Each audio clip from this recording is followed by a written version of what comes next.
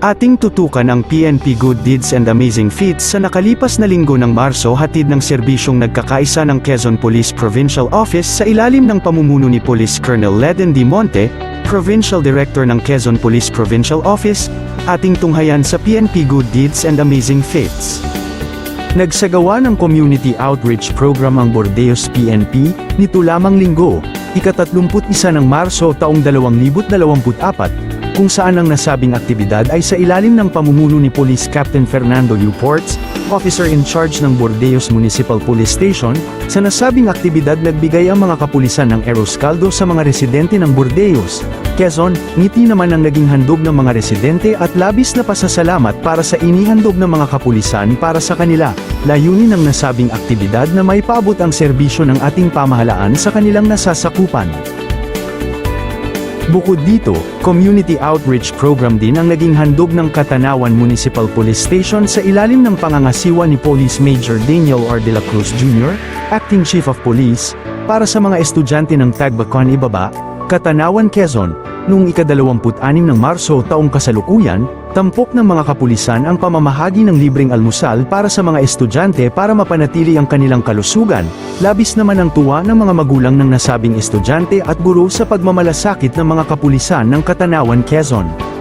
Samantala, nagbigay naman ng tulong sa seguridad ng ruta ang mga kapulisan ng Tagkawayan Municipal Police Station, sa ilalim ng pangangasiwa ni Police Major Eric L. Villes, Hepe ng Tagkawayan Municipal Police Station, para mapanatili ang kaligtasan ng mga dumalo ng prosesyon Estasyon General, kaugnay sa Semana Santa 2024, nito lamang ika-27 ng Marso taong kasalukuyan, sa loob ng metro area ng munisipyo ng Tagkawayan, Quezon. Layunin ng nasabing aktibidad na may hatid at mabigyan ng kaayusan ang mga deboto sa kanilang pupuntahan.